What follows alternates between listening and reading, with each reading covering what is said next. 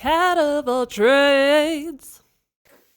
Hey friends, welcome to another episode of Cat of All Trades. We're going to start our series on coffee. We're going to start a series on brew basics. So I love the little things you can do to tweak your current brewing to help you make a happier brew. We're going to start with a bit of foundational. We're going to start with extraction today. What is extraction? Very simply, it is pulling something out of something else. Super easy. In coffee, we're using water with our coffee grinds. The water goes into the coffee grinds, pulls out those coffee solubles. You've got aromatics, you've got chemical compounds, you've got all sorts of tasty, delicious things, and also some things you'd like to avoid. So you put your water in, extracts your coffee, and goes into your cup, which you can then drink and hopefully enjoy. So we're going to be talking about how to identify an ideal versus a weak versus a strong extraction, and hopefully that will help you tweak your extraction methods. I brewed up a French press today. We used a 1 to 18 method, so I had 18 times more water than coffee. I had 15 grams of coffee. I had 270 grams of water. It's a pretty easy French press recipe.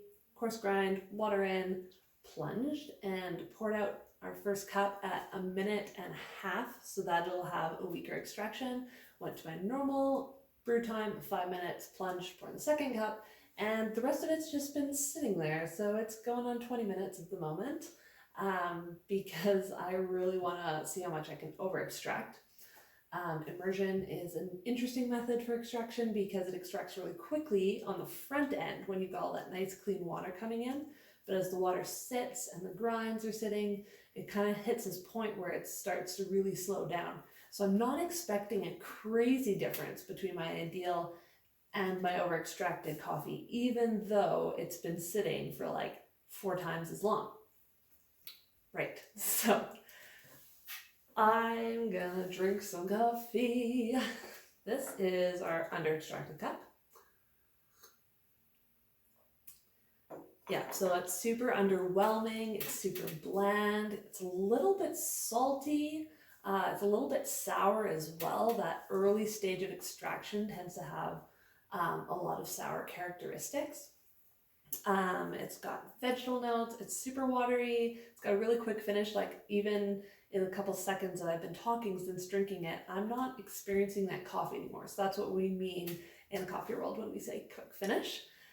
So that's an under extracted cup. It is, all in all, it's just not good. I don't really want to drink any more of that. This is our second cup. It is a more ideal extraction. The color is definitely richer than that first cup, even though it actually has quite a bit of color considering how under extracted it is.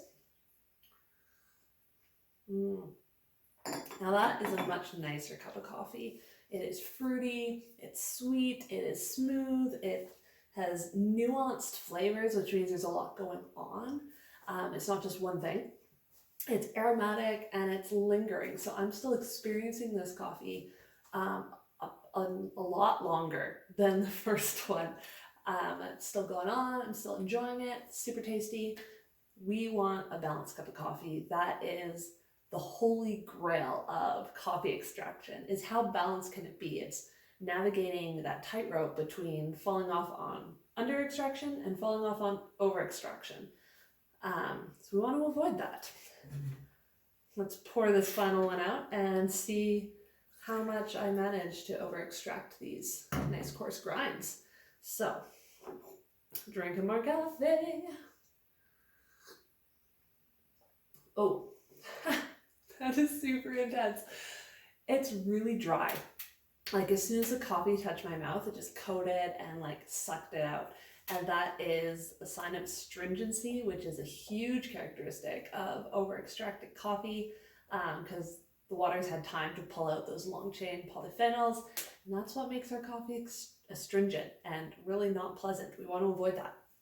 This coffee is bitter, it is severe, it is harsh, it's really got that dryness, that powderiness, it's empty. Like I didn't really experience any of the nice fruitiness, any of the nice sweetness. It's just kind of like, why are you making me drink that? So that's kind of your spectrum from weak coffee to crazy, crazy strong, over extracted coffee. You've got your quick, salty, sour, bland, watery, whatever.